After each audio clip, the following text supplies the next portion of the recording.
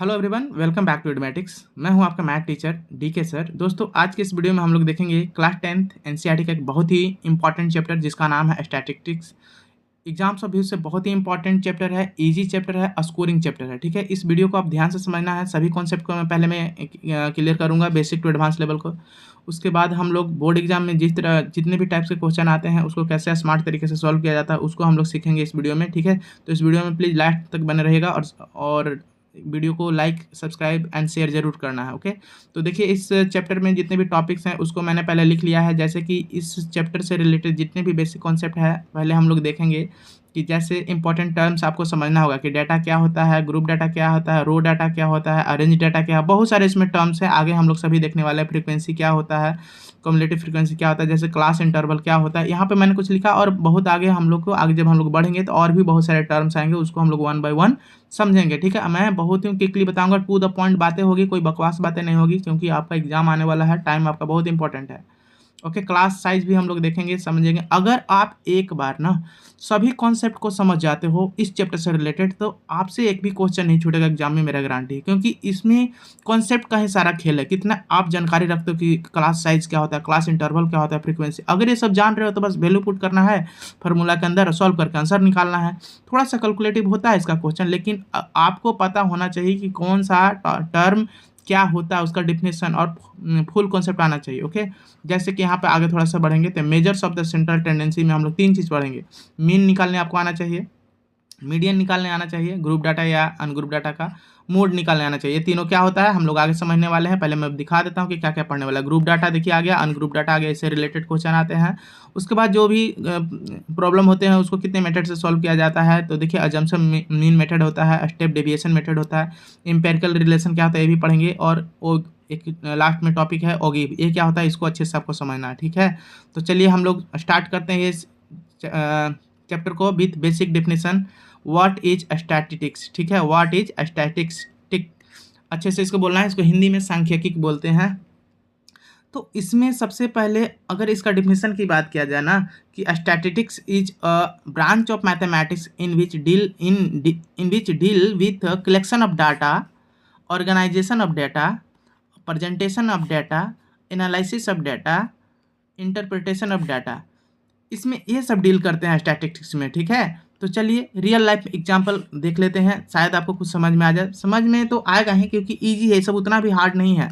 आपको ये सब तो पता ही होगा ना कि कलेक्शन ऑफ डाटा क्या होता है। तो यहाँ पर हम डाटा समझेंगे, रो डाटा समझेंगे, रेंज डाटा समझेंगे, आगे मैं सभी बताने वाला हूँ।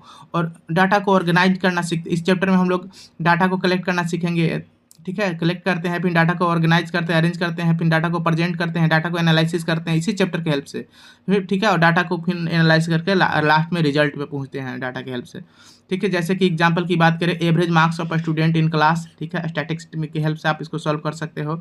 Average rainfall in city, population of country, election सर्वे।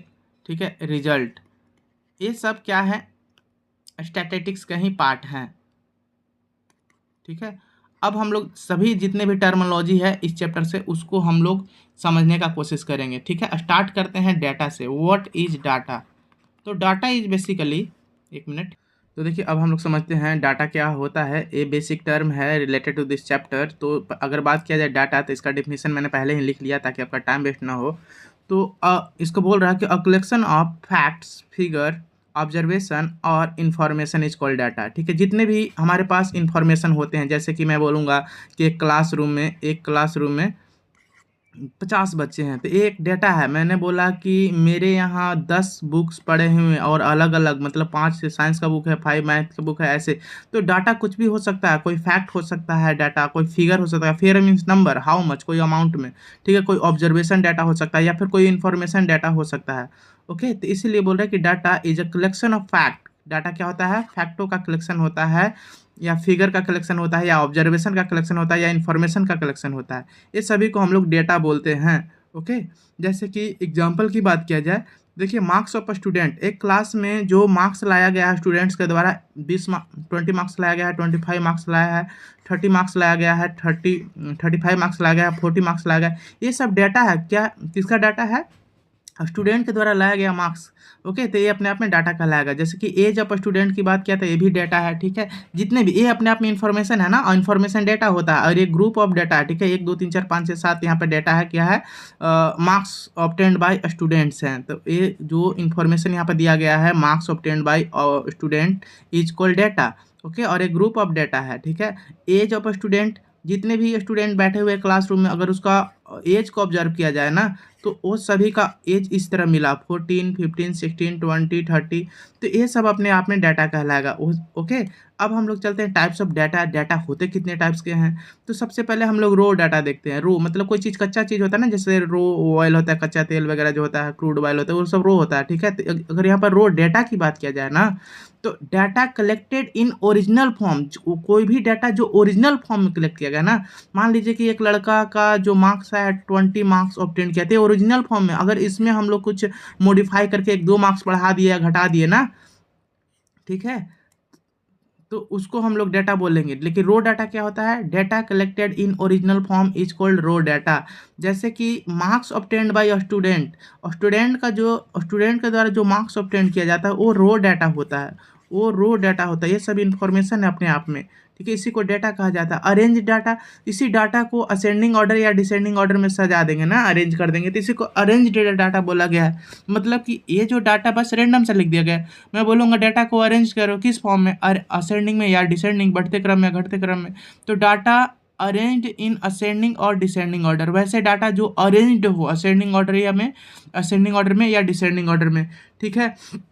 जैसे कि इतना देखिए, ये जो डाटा है, मान लीजिए कि स्टूडेंट के द्वारा लाया गया मार्क्स है, इसको अरेंज किया गया है, देखिए असेंडिंग ऑर्डर में, ध्यान से आप देखिएगा, तो इसको अरेंज किया गया है असेंडिंग, बढ़ते क्रम में अरेंज किया गया है। ऑब्जर्वेशन इंपॉर्टेंट है कि ऑब्जर्वेशन क्या होता है, ये जितने छोटी छोटी बातें हैं बहुत इंपॉर्टेंट है एग्जाम्स व्यू के लिए। अगर ये सब आपको पता रहेगा तभी आप इजीली बिना गलत किए क्वेश्चन को सॉल्व कर सकते हैं। क्वेश्चन कुछ भी दे सकता है, ऑब्जर्वेशन की बात होगा, डाटा की बात होगा, रो डाटा की बात होगा, आपको उसके बारे में पता ही नहीं होगा तो कैसे आप सॉल्व कर पाओगे। इसीलिए मैंने बोला कि जितने भी बेसिक कॉन्सेप्ट है आपको उसको अच्छे से देखना है, समझना है। ओके, तो चलिए, observation, each individual, individual means होता है अलग अलग, each individual value of data set is called observation. तो ये मैंने बोला कि ये सब क्या है, ये अपने आप में पूरा डेटा है, स्टूडेंट्स का डेटा है।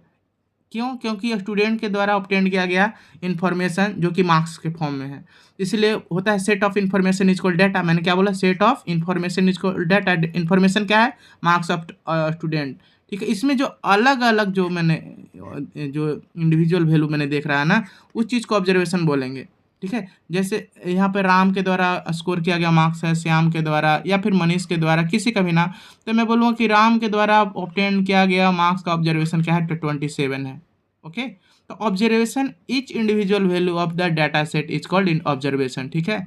ओके, ये सब अपने आप में ऑब्जर्वेशन है। तो ये सब बेसिक बातें हैं, ठीक है। तो जैसे मैंने एग्जांपल, हर चीज़ का एग्जांपल लिया है, तो देखिए डाटा लिया गया था, मान लीजिए कि स्टूडेंट के द्वारा ऑब्टेन्ड मार्क्स है 10 मार्क्स, 15 मार्क्स, 20 मार्क्स और 25 मार्क्स, ठीक है। ये सभी का सेट अगर कर लेते हैं, ग्रुप बना देते हैं, तो ये डाटा बन जाता है, ये डाटा हो जाता है, ये अपने आप में इन्फॉर्मेशन होता है।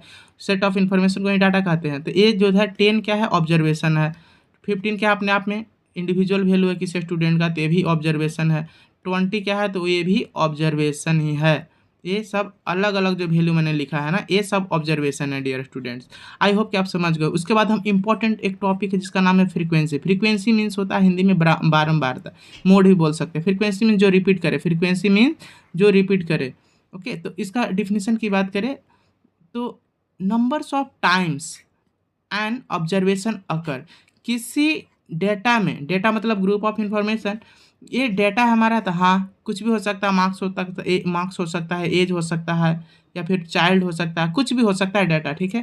तो ये जो आप देख रहे हैं जो गिवन डाटा है, ये सब अपने आप में जो ऑब्जर्वेशन आप देख रहे हैं, और ये सब ऑब्जर्वेशन है कि इस डाटा में ऑब्जर्वेशन देखिए कि 5 5 6 7 5 8 6, ये जो ऑब्जर्वेशन है।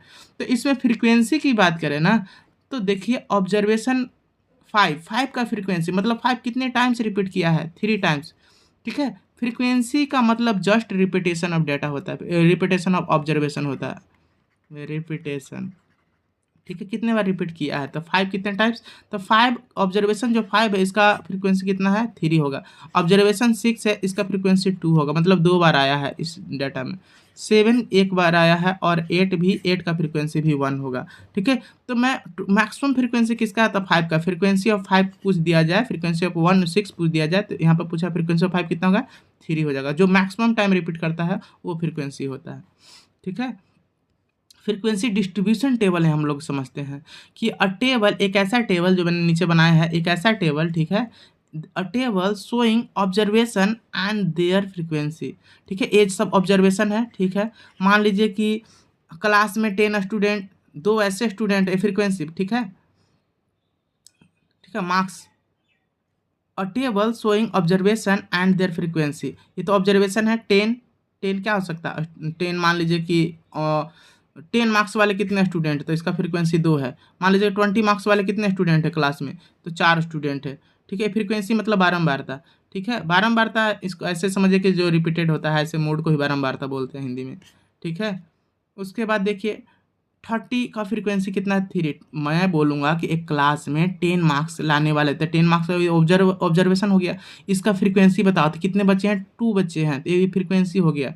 20 मार्क्स वाले कितने बच्चे थे, तो 4 बच्चे थे, तो 4 फ्रीक्वेंसी हो गया। 30 मार्क्स, 30 ऑब्जर्वेशन है, कितने बच्चे लाए, कितने बार रिपीट किए, 3, तो 3 इसका फ्रीक्वेंसी हो गया। तो इसी को बोलते हैं फ्रीक्वेंसी डिस्ट्रीब्यूशन टेबल। कौन बच्चा कितना मार्क्स ला रहा है, कितना बच्चा, मतलब 10 मार्क्स लाने वाले कितने बच्चे हैं, 20 मार्क्स लाने वाले कितने बच्चे हैं, 30 मार्क्स लाने वाले कितने बच्चे हैं, 50 मार्क्स लाने वाले कितने बच्चे हैं, ये सब मैं यहाँ पे बोल रहा हूँ। ठीक है, तो ये सब क्या होता है, ऑब्जर्वेशन और फ्रीक्वेंसी। तो इसको टेबल बना लेंगे, आगे ये सब मिलाकर एक क्वेश्चन बनेगा, 1 बाय 1 छोटे। इसलिए मैं बोल रहा हूँ कि एक एक करके छोटे छोटे कॉन्सेप्ट पहले समझना है, आगे चल के सब मैं क्या करूँगा, कलेक्ट करके एक फार्मूला बनाऊंगा और सीधे क्वेश्चन सॉल्व करने में यूज करूँगा।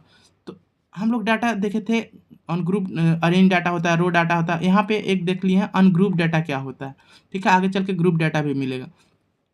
तो वैसे data, data represented without class interval. Data, data तो आप क्लियर समझ गए हैं डाटा क्या होता है, और रिप्रेजेंट किया विदाउट क्लास इंटरवल। जैसे कि मार्क्स कितना है, एज क्लास मार्क्स है सिर्फ। ठीक है, मार्क है, ये मार्क्स नहीं है, मार्क है 10, 20 और 30। ठीक है, data represented without class interval. ठीक है, तो इसको सेम ऊपर वाला ही बात है, इसको ही बोलते हैं। देखिए मैं फिर से बोल रहा हूँ, ग्रुप डाटा और अनग्रुप डाटा। देखिए, तो ये ग्रुप में नहीं है, जैसे कि मैं बोला कि स्कूल में जितने भी बच्चे हैं, 20 बच्चे हैं। ठीक है, ग्रुप बनाओ, 10-10 मार्क्स वाले के ग्रुप में बना दो। 10 मार्क्स वाला 20 बच्चे में से ग्रुप डाटा क्या क्या है कि 10 मार्क्स लाने वाले का ग्रुप बनाओ, 2 बच्चे हैं 10 मार्क्स वाले। उसके बाद मैं बोलूँगा 20 मार्क्स वाले का ग्रुप बनाओ, तो ये 4 बच्चे हैं। मैं बोलूँगा 30 मार्क्स वाले लाने वाले का ग्रुप बनाओ, तो ये कितने बच्चे हैं, 3 बच्चे हैं। तो इसीलिए इसको ग्रुप डाटा बोलते हैं। 10 मार्क्स वाले 2 बच्चे, ठीक है, जिसका फ्रीक्वेंसी बोल सकते हैं। 20 मार्क्स वाले थे, ग्रुप में कर दिया हम लोगों ने। ठीक है, आई होप कि आप समझ गए। Ungroup data, data represented without class interval. इसमें बिना क्लास इंटरवल का मतलब कि मैं बोल दिया क्लास इंटरवल क्या होता है, कि मैं बोलूँगा कि 0 से लेकर के 10 मार्क्स वाले बच्चे जो भी लाए हैं उसको वैल्यू लिखिए। तो ये हो गया क्या, क्लास इंटरवल। ठीक है, लेकिन विदाउट क्लास इंटरवल अगर लिखेगा तो उसको क्या बोलते हैं, अनग्रुप डाटा। ठीक है, इसको अगर मैं ग्रुप डाटा को समझा दूंगा ना, तो अनग्रुप भी समझ जाओगे। देखिए, data represented using class interval. ठीक है, अगर ये समझ गए, तो अगर हम क्लास इंटरवल को यूज करके डाटा लिख रहे हैं तो ये ग्रुप डाटा कहलाएगा। अब बिना क्लास इंटरवल का लिख रहे हैं तो उसको अनग्रुप डाटा बोलेंगे। जैसे कि हर बार मैं क्लास का ले रहा हूँ ताकि ईजी है समझाने में। यहाँ पर समझते हैं कि एक क्लासरूम है, और इसमें बोलूँगा कि 0 से लेकर के 10 मार्क्स लाने वाले बच्चे कितने हैं, एक ग्रुप बनाइए, तो ये 3 हैं। इसीलिए इसको क्लास इंटरवल बोलते हैं। 0 से लेकर 10 मार्क्स वाले 3 बच्चे हैं। चलिए, बन गया इसका इन्फॉर्मेशन। ठीक है, 10 से लेकर 20 मार्क्स वाले कितने बच्चे थे, 5 बच्चे थे। और 20 to 30 मार्क्स वाले कितने बच्चे थे, तो 8। एक ग्रुप है। और मैं बोला कि बिना, मतलब कि बिना क्लास इंटरवल, मतलब कि बस इतना बता दो 10 मार्क्स वाला। ठीक है, 10 मार्क्स वाले 2 ही हैं, तो 10 से कम वाले वो ग्रुप में नहीं रहेंगे। 20 मार्क्स वाले 4 बच्चे, 30 मार्क्स, ये हो गया अनग्रुप डाटा। लेकिन 0 से 10, मैंने बोला 0 से 10, यहाँ पे देख लेते हैं, 1 मिनट, 0 to 10, तो यहाँ पे सभी बहुत सारे बच्चे आ सकते हैं। ठीक है, 5 मार्क्स वाले भी इस ग्रुप में आएंगे, 3 मार्क्स लाने वाले भी इस ग्रुप में आएंगे। 1 मिनट, तो आई होप कि आप समझ गए होंगे।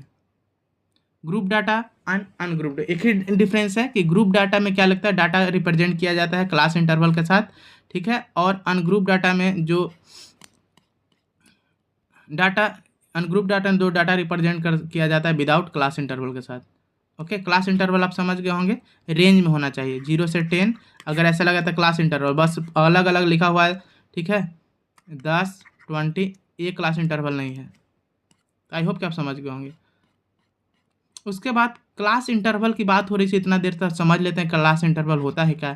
तो द रेंज, मैंने बोला ना कि रेंज होता है किसी के बीच में 5 से 10, 10 से 20, कुछ भी। The range between two limits, ठीक है, the range between two limits is called class interval. बहुत इंपॉर्टेंट है।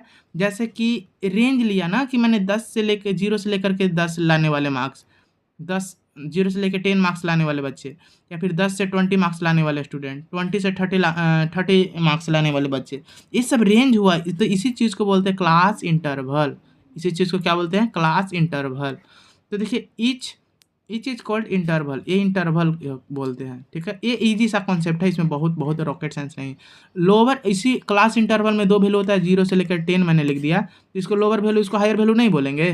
तो लोअर क्लास लिमिट क्या होता है, the smaller value of the class interval, ये वाला को लोअर बोलेंगे, ये वाला को हायर बोलेंगे, ठीक है। ये क्यों पढ़ा जा रहा है, इससे भी क्वेश्चन बनेगा, देखिएगा। अपर लिमिट क्या होता है, क्लास इंटरवल जब कोई लिख दिया 0 से 5, तो ये लोअर इंटरवल होगा, ये अपर इंटरवल होगा। इस पे देखिए फार्मूला बनने वाला आगे चल के। The large value of the class interval, जैसे कि 20 और 30 क्लास इंटरवल है, इसमें जो लार्ज वैल्यू है 30, इसको अपर लिमिट बोलते हैं, और इसको लोअर 20 जो है लोअर लिमिट बोला जाता है। आई होप कि आप समझ गए होंगे। क्लास साइज बहुत इंपॉर्टेंट एक टॉपिक है, ठीक है, इसको आपको समझना। क्लास साइज क्या होता है, देखिए difference between upper and lower limit. मैंने बोला कि 20 से लेकर के 30, ठीक है, तो यहाँ से ही आप क्लास साइज निकाल सकते हैं, क्लास का साइज क्या है। तो ये होता है कि डिफरेंस निकाल लेना है ना, 30 माइनस 20, अपर माइनस लोअर, 10 का साइज है, क्लास साइज इसका कितना आएगा, तो 10 आएगा। यहाँ से class size upper limit minus lower limit, देखिए 10 आया था। मैंने एग्जांपल लिया, सभी का एग्जांपल लिया है, सभी का डिफिनेशन लिखा है, एकदम ईजी वे से, आसान भाषा में मैं समझा रहा हूँ, आपका टाइम भी वेट नहीं कर रहा हूँ, क्विकली बताने का कोशिश कर रहा हूँ, ठीक है। उसके बाद क्लास मार्क्स क्या होता है, बहुत इंपॉर्टेंट ये टॉपिक है क्लास मार्क्स, यानी कि इसको दूसरा नाम मिड वैल्यू बोलते हैं। तो यही बोले, अगर जो बच्चा को अपर लिमिट आ रहा है, लोअर लिमिट आ रहा है, तो वही जाके क्लास मार्क्स निकालेगा ना। The middle value of class interval, formula की बात करें तो इसको डिनोट करते हैं एक्स आई से, ठीक है, upper limit plus lower limit by 2। तो मैं बोलूँगा कि एक क्लास इंटरवल है 20 से 30, ठीक है, ये रेंज भी इसको बोलते हैं, ठीक है। इसको क्या निकालना है, देखिए क्लास मार्क निकालना है, तो class marks upper limit plus lower limit by 2, यानी कि 25 आ जाएगा क्लास मार्क्स। कितना आएगा, 25 आ जाएगा क्लास मार्क, ठीक है। उसके बाद देखिए इन दो टॉपिक और यहाँ पे है, इंक्लूसिव क्लास इंटरवल क्या होता है और एक्सक्लूसिव क्लास इंटरवल क्या होता है यहाँ पे। तो दोनों देख लेते हैं। इसमें क्या करा कि बोथ लिमिट्स आर इंक्लूडेड, इसमें दोनों लिमिट को इंक्लूड कर लिया जाता है, जैसे कि 0 to 9, ठीक है। देखिए इंक्लूसिव मैंने होता है कि इन करना, इंक्लूसिव मैंने कि हटा देना, ठीक है। तो देखिए बोथ लिमिट्स आर इंक्लूडेड, जैसे कि अगर हम क्लास इंटरवल लिख रहे 0 to 9, ठीक है, तो 9 से 10 नहीं, 9 से अगर नहीं लिखेंगे, अगला वाला, ठीक है, ये इंक्लूड हो गया 10 से 19। अब 19 से शुरू नहीं होगा, ठीक है, 19 से शुरू उसमें होगा 20 to 29, इस तरह से रहेगा ना, बढ़ करके 9 से 10 हो गया, 19 से, अब 19 से शुरू ना होकर के एक बढ़ करके 20 से 29 हो रहा है। तो इस चीज़ को बोलेंगे इंक्लूसिव क्लास इंटरवल, ठीक है। और अगर इस तरह का क्लास इंटरवल मिल जाए 10 से 20, फिर रिपीट हो रहा है 0 से 10, 10 से 20, फिर 20 से 30, तो इसको बोलते हैं exclusive class interval, upper limit is excluded, ठीक है। इसमें बोला गया है, इसमें दोनों लिमिट इंक्लूड किया जाता है, ठीक है। 9 भी इसमें, 9 इसमें नहीं शामिल हो गया, ठीक है। तो इसमें सिर्फ अपर लिमिट जो 10 है, इसको क्या एक्सक्लूडेड कर दिया जाता है, हटा दिया जाता है, ओके। 0 से 10, 10 से 20, 20 से 30, इसको बोलते हैं एक्सक्लूसिव क्लास इंटरवल।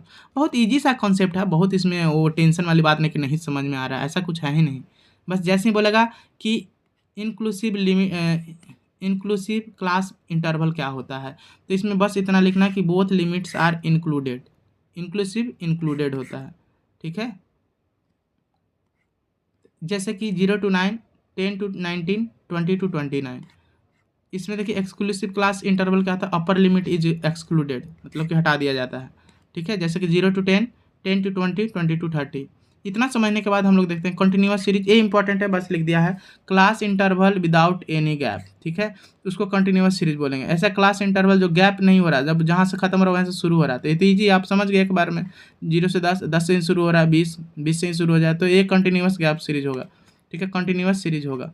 उसके बाद डिसकंटिन्यूअस, इसमें क्या होता है, ये इंपॉर्टेंट है, इस पर क्वेश्चन बन जाएगा तो हार्ड हो सकता है। क्लास इंटरवल हैविंग गैप, वैसा क्लास इंटरवल जिसमें गैप, जैसे 0 to 9 से शुरू हुआ, 10 से नहीं शुरू हो रहा है, या फिर 9 से नहीं शुरू हो रहा है, 11 से शुरू हो रहा है, तो इसमें गैप है, 21 से शुरू हो रहा है, तो गैप है। ऐसा क्लास इंटरवल आपको देखने को मिलेगा। ठीक है, उसके बाद देखिए कॉम, यहाँ से इंपॉर्टेंट बन जाता है, यहाँ से आपको अलर्ट हो जाना है। कम्यूटेटिव फ्रीक्वेंसी क्या होता है, तो बस आप एक चीज़ समझना है कि रनिंग, ये वाला बात को ध्यान में रखना है, रनिंग टोटल ऑफ फ्रीक्वेंसी। ठीक है, रनिंग टोटल ऑफ मतलब कि रनिंग टोटल ऑफ फ्रीक्वेंसी, आगे चल के समझते हैं एग्जाम्पल से। जैसे कि मैंने क्लास लिखा 0 से 10, 10 से 20, 20 से 30। ठीक है, और इस चीज़ का फ्रीक्वेंसी है, ठीक है, 0 से 10 मार्क्स लाने वाले 3 बच्चे हैं, एग्जाम्पल लेके चलता हूँ। 10 to 20 5 बच्चे हैं, और 20 to 30 7 बच्चे हैं। कॉम्पिटेटिव फ्रीक्वेंसी निकाले, कम्युलेटिव फ्रीक्वेंसी निकाले। बस क्या करना है, यहाँ पे टेबल बनाना है, क्लास लिखना है, फ्रीक्वेंसी लिखना है, कम्युलेटिव फ्रीक्वेंसी लिखना है। 0 to 10 मार्क्स वाला कितने थे, 3, 10 to 20 5, 20 to 30। तो मैंने बोला ना रनिंग सम करना है, पहले तो 3 के 3 लिख देना है, अगला लिखने के लिए ये दोनों को ऐड करके लिखेंगे, 5 3 8। अगला लिखने के लिए इसको इसको तीनों को ऐड करके लिखेंगे, 5 3 8 7 15। तो ये हुआ कम्युलेटिव फ्रीक्वेंसी। ओके, ये हुआ कम्युलेटिव फ्रीक्वेंसी। इसके बाद जो हमारा टॉपिक आ गया ना, मोस्ट इंपॉर्टेंट टॉपिक पर हम लोग पहुंच गए हैं, कि मेजर ऑफ सेंट्रल टेंडेंसी, जैसे कि a value that represent the entire data. यही हम लोग को मेन पढ़ना है, कि how to find out the mean, how to find out the median, how to find out the mode. ठीक है, इसका मैं पहले फार्मूला लिख लेता हूँ, उसके बाद मैं समझाता हूँ। तो चलिए देखिए मैंने लिख लिया है। हम लोग समझते हैं 3 मेजर्स, जिसका नाम है मीन, मीडियन एंड मोड। तो सबसे पहले हम लोग मीन समझते हैं, most important for exams of you.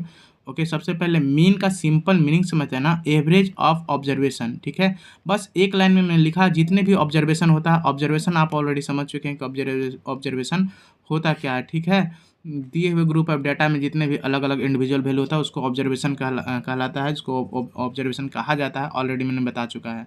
ठीक है, तो इसका सिंपल सा फार्मूला एक बार देख लेते हैं, कि मीन निकालने के लिए जो सिंपल फार्मूला होता है, एक्स बार इक्वल टू, इसको समेसन बोलते हैं। ठीक है, समेसन या सिग्मा भी बोलते हैं, summation of x upon x, ये आपको याद होना चाहिए। ओके, इसमें जैसे मीन बोले, इसका मतलब बस एवरेज समझ जाना है आपको, मीन यानी कि एवरेज निकाले, एवरेज लिखा हुआ है यहाँ पे, एवरेज, एवरेज निकाले, दिए हुए डाटा का एवरेज निकाले। तो एवरेज आपको पहले से ही पता है, एवरेज निकालने के लिए sum of all data upon number of observation, ये तो शुरू से ही आपको पता था ना। तो लेकिन इस तरह का नहीं क्वेश्चन पूछा जाएगा एग्जाम में, एग्जाम में इतना सिंपल नहीं पूछा जाएगा 10 20 और 30। ये तो मैंने बेसिक के लिए बताया कि एक्चुअली में स्टार्टिंग यहाँ से होता है, कि 3 डाटा है, 3 ऑब्जर्वेशन है, 10 20 और 30, 10 20 और 30, इसका मीन निकालिए, एवरेज निकालिए।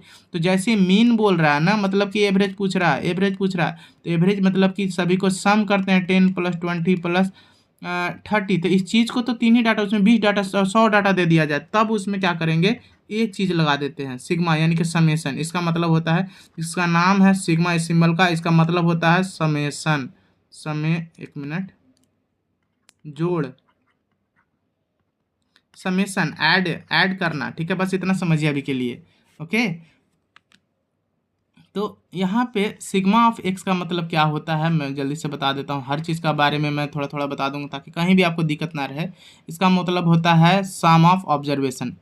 इसका मतलब जो लिखा हुआ है, इसका ये जो ऊपर लिखा हुआ है इसमें, इसका मतलब सिंपल बस समझिए, sum of all observation, all observation,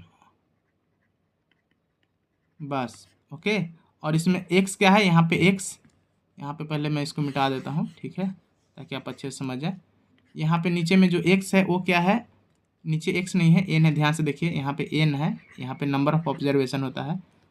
N क्या है, number of observation, number of observation. ठीक है, तो आई होप कि आप समझ गए होंगे। उसके बाद हम लोग देखेंगे,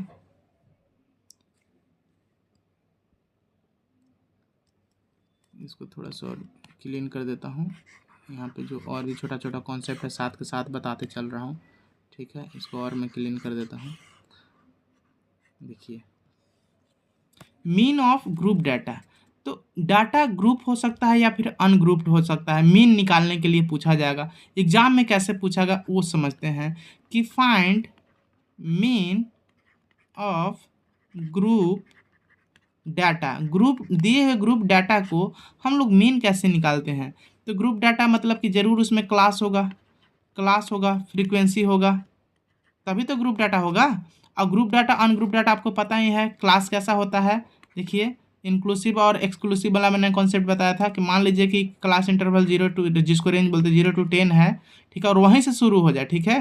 10 to 20 है और 20 to 30 है, ठीक है, एक ग्रुप डाटा है। और इसका जो फ्रीक्वेंसी है, मतलब कि क्लास में 0 से 10 मार्क्स लाने वाले जो बच्चे हैं उसको फ्रीक्वेंसी बोलते हैं 5 हैं, और 10 to 20 मार्क्स लाने वाले बच्चे जो हैं 7 हैं, और 20 to 30 मार्क्स लाने वाले 8 हैं।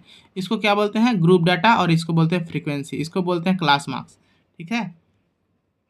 इसको क्लास बोलते हैं, रेंज बोलते हैं। तो इसका मीन निकालेंगे कैसे। तो मीन बस क्या करना है, स्टेप 1 और स्टेप 2 में इसको सॉल्व कर देना है। पहले क्या करना है कि क्लास मार्क फाइंड आउट करना। पहले स्टेप में, स्टेप 1 में क्या कर लेना है, क्लास मार्क फाइंड आउट कर लेना है। क्लास मार्क तो इजी आपको फाइंड आउट करना आता है, मैंने बताया था। क्लास मार्क जिसको हम लोग डिनोट करते हैं एक्स आई से। ये क्या होता है, upper limit plus lower limit by 2। Upper limit, तो इसका क्या होगा क्लास मार्क, इसका क्लास मार्क हो जाएगा, देखिए क्लास मार्क हो जाएगा 5। इसका कितना हो जाएगा, 20 10 30 15, 10 10 का गैप है, इसका इंटरवल से पता चल जाएगा। तो यहाँ पर डायरेक्ट आप 25 लिख सकते हैं। ये क्लास मार्क निकल गया। जैसे ही क्लास मार्क निकल गया तो सेकंड स्टेप क्या कर देंगे, ठीक है। Second step f i into x i कर लेंगे। F i into x i, f i क्या है, फ्रीक्वेंसी, ओके।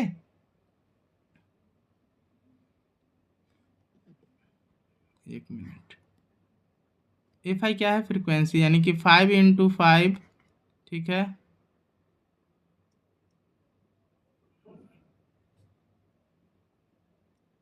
इसको पहले मैं फार्मूला लिख ही देता हूँ, तब जाके कन्फ्यूजन ना होगा आपको, नहीं तो हर बार कन्फ्यूज जगह भी यहाँ पर मैंने ऑलरेडी मीडियन लिख दिया ना, तो इतने में मुझे समझाना पड़ेगा। देखिए अच्छे समझते हैं। पहले आपको एक्स आई निकालना पड़ेगा मीन निकालने के लिए ग्रुप डाटा, उसके बाद एफ आई निकालना पड़ेगा, ठीक है। उसके बाद दोनों को मल्टीप्लाई करके एफ आई और एक्स आई निकालना पड़ेगा, ठीक है। जैसे निकाल लोगे बस मीन निकाल लेंगे। मीन को डिनोट करते एक्स बार से। फार्मूला पुट करोगे आप, समेसन ऑफ या sigma of f i x i हो जाएगा upon sigma of f i. बस इतना वैल्यू पुट करोगे, आप क्या निकालोगे, मीन। ग्रुप डाटा का फार्मूला है मीन, ये क्या है, मीन है, ओके। आई होप कि आप निकाल लोगे। बस इसको माइंड में याद रखना है, ओके। उसके बाद हम लोग देखते हैं, यहाँ पे पहले मिटा ही देता हूँ। चल मैं नीचे एक बार मीन मीडियन दोनों का जो बेसिक उसको समझाता हूँ, उसके बाद हम लोग नीचे और डिटेल्स में समझेंगे। इतना समझने के बाद और इसके बारे में मुझे और कुछ बताना है, जैसे एज्यूम मेथड क्या होता है, ठीक है, स्टेप डिविएशन मेथड क्या होता है मीन निकालने के लिए, ये सब मैं नीचे बताऊंगा। थोड़ा सा पहले ये समझ लीजिए कि मीडियन क्या होता है, ठीक है। तो मीडियन आप बहुत ही ईजी से समझ सकते हैं कि मिडिल क्लास, ठीक है। जितने भी दिए हुए ऑब्जर्वेशन है, ठीक है, middle observation after the arranging. जितने भी ऑब्जर्वेशन दिया हुआ रहेगा आपको अरेंज कर लेना, असेंडिंग या डिसेंडिंग ऑर्डर में कर लोगे। उसके बाद मिडिल वाला डाटा खोज लेना, मिडिल वाला, उसी को हम लोग मीडियन बोलते हैं, ठीक है, उसी को हम लोग मीडियन बोलते हैं। मिडिल ऑब्जर्वेशन आफ्टर अरेंजिंग, ठीक है, जब दिए हुए सभी ऑब्जर्वेशन को अरेंज करने के बाद जो मिडिल ऑब्जर्वेशन होता है उसी को हम लोग मीडियन बोलते हैं। मिडिल वैल्यू को ही मीडियन बोलते हैं, ठीक है। मोड क्या होता है, ऑब्जर्वेशन विथ हाईएस्ट फ्रीक्वेंसी। वैसे दिए हुए सभी ऑब्जर्वेशन जिसमें जो नंबर जो ऑब्जर्वेशन मैक्सिमम टाइम रिपीट कर रहा है वो उसका मोड कहलाएगा। जैसे कि ये ऑब्जर्वेशन है, देखिए 2 3 3 4 5, तो इसमें किस नंबर का सबसे ज़्यादा रिपीटेशन है, तो 3 का, तो ये 3 यहाँ इसका मोड हो जाएगा। ये सिंपल अभी समझो, आगे इसका डिटेल्स में हम बताने वाले हैं, ठीक है। फिर हम समझा देते हैं कि मॉडल क्लास होता है, मॉडल क्लास क्या होता है, ये सब मुझे बेसिक बातें बता देना चाहिए, तब हम लोग मेन कॉन्सेप्ट पाएंगे। Class interval having highest frequency. Class interval तो मैंने ऑलरेडी बता रखा है ऊपर। अगर आप नोट्स बनाते चल रहे हो तो आपको एक बार अगर भूल गए तो जाकर देख लेना कि क्लास इंटरवल क्या होता है, ठीक है। तो देखिए 0 to 10 10 to 20 एक क्लास इंटरवल है, और 20 to 30 इसमें जिस क्लास इंटरवल का जो सबसे ज़्यादा जो फ्रीक्वेंसी होगा उसी चीज़ को हम क्या बोलते हैं, मॉडल क्लास बोलते हैं। ठीक है, मॉडल क्लास बोलते हैं। ये सभी क्लास है, और मॉडल क्लास क्यों बोलेंगे, जो सबसे ज़्यादा रिपीट हुआ है, जिसका सबसे ज़्यादा फ्रीक्वेंसी है। तो मॉडल क्लास कितना होगा, 12। मॉडल क्लास कितना होगा, 12 होगा। मॉडल क्लास 12 होगा। ठीक है, यहाँ पे हाईएस्ट फ्रीक्वेंसी वाला को मॉडल क्लास बोलते हैं, और इसका 12 होगा। मीडियन क्लास क्या होता है, मीडियन क्लास समझिए, class containing the median found after the calculating n/2 होता है। बहुत जितने भी ऑब्जर्वेशन होगा ना, बस क्या करना है, क्लास कंटेनिंग उस क्लास को द जिसमें हाईएस्ट मीडियन वैल्यू पता होगा, the median found after calculating. फिर से मैं बोल रहा हूँ, class containing the median found after calculating, उस चीज़ को बोलते हैं मीडियन क्लास। ठीक है, इसको भी आगे हम डिटेल्स में बताने वाले हैं। अब आ जाता है ओगिव्स। दो तरह के हम लोग देखते हैं, लेस देन वाला और मोर देन वाला। इसको ग्राफ से रिप्रेजेंट करते हैं हम लोग, graph of the cumulative frequency distribution इसमें पढ़ना है। जैसे कि दो तरह के हम लोग ओगिव पढ़ेंगे, लेस देन ओगिव और मोर देन ओगिव। ठीक है, लेस देन में क्या होता है, कुछ नहीं, बस दो बातें समझना है कि अपर क्लास बाउंड्रीज होता है और कम्युटेटिव फ्रीक्वेंसी। इसमें दो चीज़ होता है, upper class boundary and competitive frequency. ठीक है, इसको जो ग्राफ बनता है हमेशा डिक्रीजिंग कर्व बनता है। डिक्रीजिंग कर्व मतलब कि ऐसे घटते हुए, और सॉरी इंक्रीजिंग कर्व बनता है मतलब कि बढ़ते हुए, ऐसे बढ़ते हुए। ओके, उसी तरह इसमें देखिए, मोर देन बोल रहा है लेस देन, लेकिन हो रहा है कर्व बन रहा है बढ़ते हुए, उल्टा बोलना है। इसमें बोल रहा है कि मोर देन, ग्राफ डिक्रीजिंग घटते हुए, उल्टा बोलना है, प्रोड्यूस डिक्रीजिंग ग्राफ, घटते हुए ग्राफ बनेगा नीचे की तरह। ठीक है, ये सबसे मोस्ट इम्पोर्टेंट फार्मूला है पूरे चैप्टर का। ठीक है, इसमें स्टार लगा लो आप, डायरेक्ट आ जाएगा इस चैप्टर, पिछले बार भी आया था बोर्ड एग्जाम में। एम्पेरिकल रिलेशन, इसमें तीनों जो मीन मीडियन और मोड होता है ना, तीनों के बीच एक रिलेशन के बेस्ड फार्मूला होता है। इसी के ऊपर एक क्वेश्चन बना दिया जाएगा और फाइंड करने के लिए कुछ दे दिया जाएगा। तो इसके लिए मोड बराबर होता है 3 times of medium minus 2 times of mean. ये सभी को याद रहता है, बच्चे अगर भूल गए तो कम से कम 2 से 3 मार्क्स गया। तो थोड़ा सा बेसिक कॉन्सेप्ट है, इस पर डायरेक्ट क्वेश्चन आएगा, दो चीज़ दे दिया जाएगा, तीसरा पूछ लेगा। ठीक है, relation between mean median and mode. चलिए अब हम लोग जो मेन बातें थे, जो मैं बोल रहा था कि नीचे समझाऊंगा, उस पर बात करते हैं। देखिए, मैं पहले टॉपिक लिख लेता हूँ।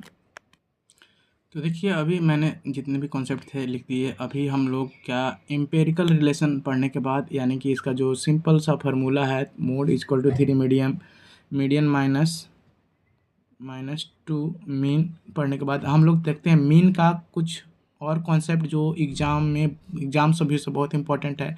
देखिए स्टूडेंट्स, बेसिकली जो मीन निकालना होता है ना, मीन यानी कि एवरेज निकालने का बेसिकली 3 मेथड होता है जो हम लोग को पढ़ना है।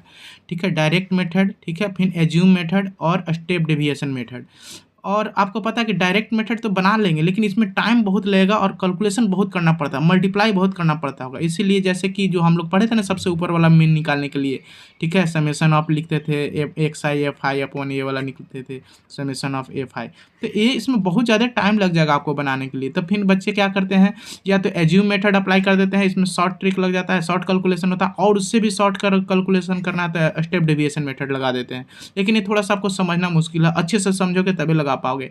ओके, तो चलिए समझते हैं। सबसे पहले डायरेक्ट मेथड मैंने ऊपर पहले ही बता दिया था कि क्या होता है। उसके बाद सेकंड जो मेथड होता है मीन को सॉल्व करने के लिए, मीन निकालने के लिए, उसको बोलते हैं एज्यूम मीन मेथड। इसमें किसी चीज़ को मान लिया जाता है। ठीक, यूज फॉर, क्लियर लिख दिया मैंने कि यूज फॉर लार्ज कैलकुलेशन। ठीक है, फार्मूला की बात किया जाए तो देखिए, इसमें दिया हुआ है कि ये तो मीन बोलते हैं, इसी को तो मीन बोलते हैं। मीन बराबर होता है ए क्या होता है, इसको एज्यूम मीन, यही वाला यहाँ पे आया है एज्यूम, इसको एक मान लेते हैं बीच वाले को, प्लस देखिए कैसे मानते हैं, आगे हम लोग एग्जाम्पल करेंगे।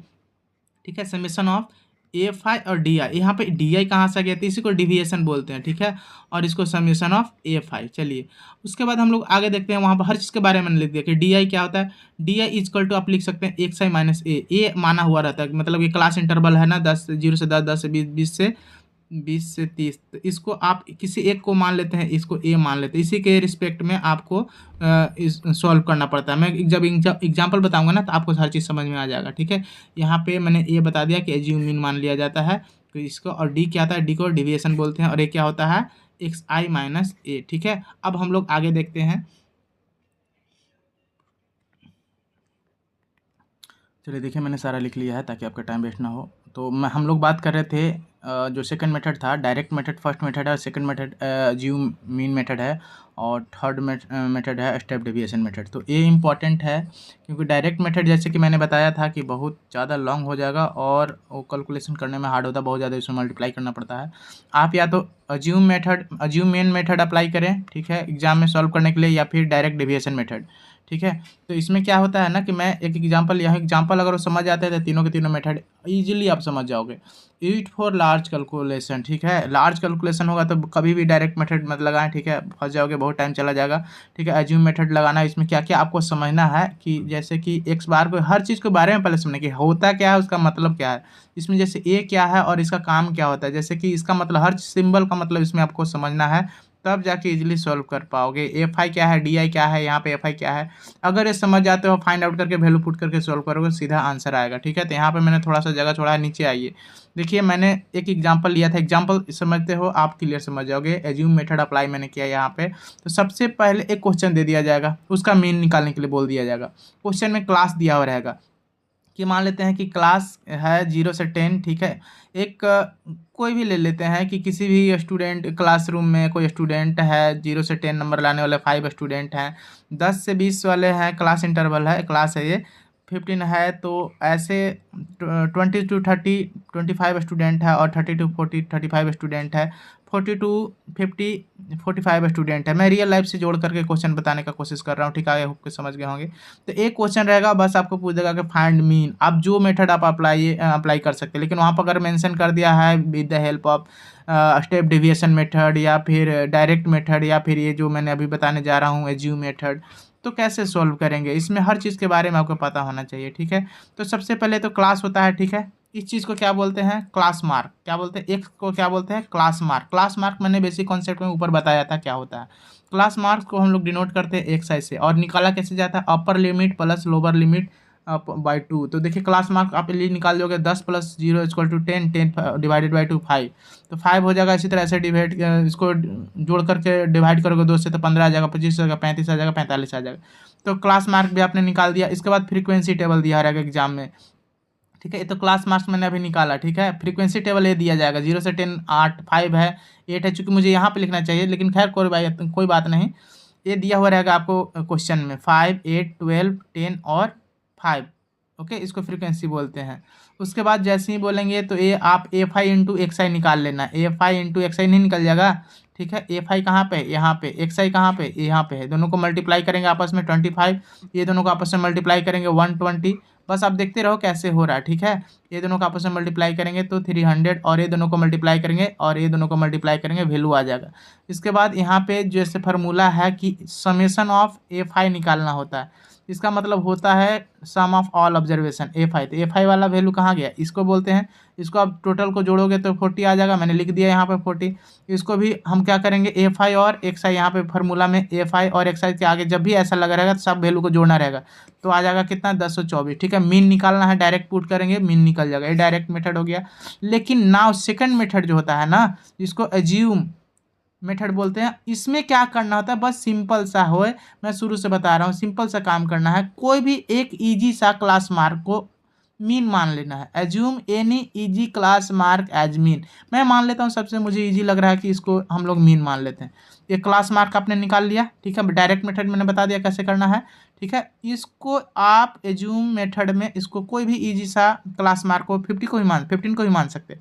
मैंने 25 को क्या किया, मीन मान लिया कि चलिए इसका मीन यही होता है, मान के चलते। तो देखिए फार्मूला कैसे पुट किया जाता है, ठीक है। तो उसके बाद अब हम लोग क्या करेंगे, क्लास मार्क लिखेंगे, ठीक है। देखिए एफ आई और एक्स आई, एफ आई मैंने वैल्यू निकाल रखा था, एफ आई का वैल्यू देखिए यहाँ पे जस्ट मैंने निकाला है, एफ आई 5 8 12 10 15। एफ आई यहाँ पे लिखिए, जैसे से मैं बोल रहा हूँ बस लिखते जाइए, 5 8 12 एंड 10 एंड 5, ये एफ आई है, फ्रीक्वेंसी टेबल बोल सकते हैं। और एक्स आई क्या होता है, क्लास मार्क, जैसे कि अभी जस्ट थोड़ा देर पहले मैंने निकाला था, और इसी को मैंने बोला कि इसको मान लेते हैं थोड़ा देर के लिए, यही मेरा मीन है, एज्यूम एज मीन, देखिए इसी को इसीलिए इसको बोलते हैं एज्यूम मेथड। इसको आपको मानना पड़ता है, ठीक है। क्लास मार्क को जो इजी सा होता है उसको मीन मान के चलना पड़ता है, ताकि कैलकुलेशन आपको इजी हो जाता है, ठीक है। तो आप क्या करेंगे, उसके बाद आपको डेविएशन निकालना पड़ेगा। डेविएशन अब कहाँ से आ गया, डेविएशन देखिए आगे जैसे ही बढ़ेंगे आगे पता चलेगा। डेविएशन को डिनोट करते हैं डी से, और ये होता है एक्स माई माइनस ए जो आपने माना था एज्यूम, उसी को ए बोलते हैं। यही एज्यूम है जो आपने मीन मानता था, मान के चले हम लोग, उसी को ए बोलते हैं ए। तो हमारा ए इक्वल टू कितना मान के चले हैं 25, ठीक है। डेविएशन निकालने के लिए क्या फार्मूला है, जल्दी हम लोग आगे देखते हैं डी आई। तो एक्स आई में से जब भी ए घटाओगे ना, एक्स आई यहाँ निकला हुआ देखिए ये सब एक्स आई है, ठीक है। तो ए घटाएंगे मतलब ये सभी में से 10 घटा लो, आप सभी में से 10 सब्ट्रैक्ट कर लो, डी आई निकल जाएगा, ठीक है। सभी में से अगर डी आई निकालना है तो क्या करेंगे, एक्स आई माइनस ए, ठीक है, डी आई निकल जाएगा। सभी में से 10 में सब्ट्रैक्ट कर रहा हूँ, कर लेते हैं जल्दी। एक मिनट, ए क्या माने थे, सॉरी 10 क्यों मैं सब्ट्रैक्ट कर रहा हूँ, ए मैंने कितना माना था 25 ना। तो इजीली कंफ्यूज नहीं होना है, 25 25 25, इसको अभी थोड़ा देर के मिटा देता हूँ। 25 जो आपने एज्यूम माना था, एज्यूम मीन को सब्ट्रैक्ट करना होता है एक्स आई से, क्लास मार्क से। 25 एंड 25 सब्ट्रैक्ट नहीं हो जाएगा क्या, तो यहाँ से हमारा डेविएशन भी निकल गया। डेविएशन क्या आ जाएगा, मान लेते कि यहाँ पे मैं वैल्यू लिख रहा हूँ, तो कितना आ जाएगा, माइनस का 20 आ जाएगा, माइनस का 15 आ जाएगा। पहले 5 घटा लेते हैं, फिर 10 घटा लेते हैं। 25 में से माइनस 25 में से, या फिर 15 में से माइनस का ही वैल्यू आ जाएगा, कितना आएगा आप बता सकते हैं, 10 आएगा, ठीक है। ये 0 आ जाएगा, ये कितना आ जाएगा, ये 10 आ जाएगा, ये भी 10 आ जाएगा, ठीक है। तो डी आई भी आपने निकाल लिया, डी आई भी आपने निकाल लिया, मैंने यहाँ पे निकाला था, देखिए एफ आई दिया हुआ रहेगा, ठीक है।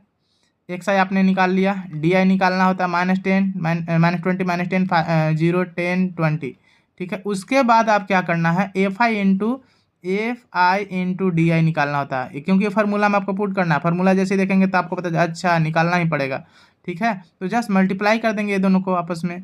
एफ आई कहाँ ए है और डी आई कहाँ है, ए है, डी आई, ठीक है। ए है, ये दोनों को मल्टीप्लाई करेंगे -100, ये दोनों को आपस में मल्टीप्लाई करेंगे माइनस, एक मिनट -80, ऐसे मल्टीप्लाई करेंगे। तो उसके बाद समेशन ऑफ एफ आई कितना आएगा, देखिए एफ आई कहाँ था 40, मैंने ऑलरेडी निकाल रखा था। F i into D I, क्यों ये फार्मूला में पुट करना होगा, क्योंकि जब फार्मूला देखोगे तभी पता चलेगा। तो फाइनली ये 20 आ जाएगा, 40 आ जाएगा, कोई दिक्कत नहीं है, ओके। तब जा करके मीन निकालेंगे एज्यूम मेथड से, with the help of assume method.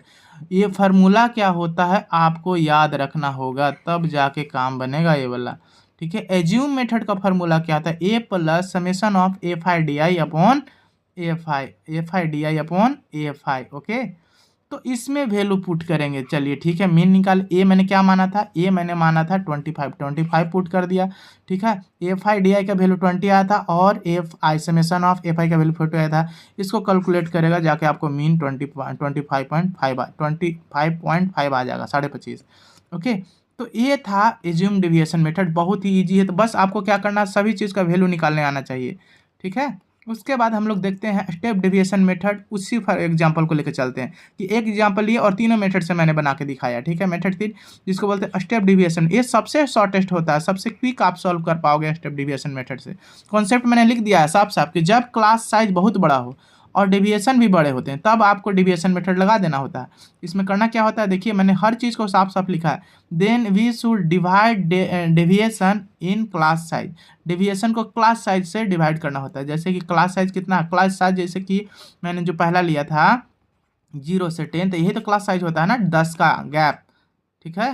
तो क्लास साइज हाइट कितना है, इसको हाइट भी बोल सकते हैं, 10 है क्लास साइज। देखिए ये सब यूज होने जा रहा है फार्मूला में, इसीलिए आपको निकालना पड़ेगा, ठीक है। एज्यूम मीन मैंने कितना माना था 20, ये मैंने कितना माना था 25, ये कहाँ यूज होने वाला डेविएशन, ठीक है। अब डेविएशन डी आई क्या निकालना होता है, डेविएशन डी आई क्या होता है, एक्स आई माइनस ए। तो एक्स आई माइनस ए क्या होता है, जल्दी से बताइए। तो निकाल लेते हैं, एक्स आई माइनस ए, एक्स आई निकाला हुआ और ए भी है, तुरंत निकल जाएगा, और ऊपर सब कुछ निकाला हुआ था। तो यहाँ से देखिए एक्स आई और डी आई कितना था, 5 था, 15 था, 25 था, 35 था एंड 45 था। वही एग्जाम्पल लेके चल रहा हूँ। डी आई मैंने निकाला था ऊपर में, आपको याद होगा, ऊपर दिखा देता हूँ, -20, 10, 0, 10, 10 2 टाइम्स था। ठीक है, ये मैंने सॉल्व कर रखा था ऑलरेडी, लिखा था कि आपको टाइम ना हो, मैं बस एक्सप्लेन कर रहा हूँ कि कैसे निकाला जाता है, कैसे फार्मूला पुट करके।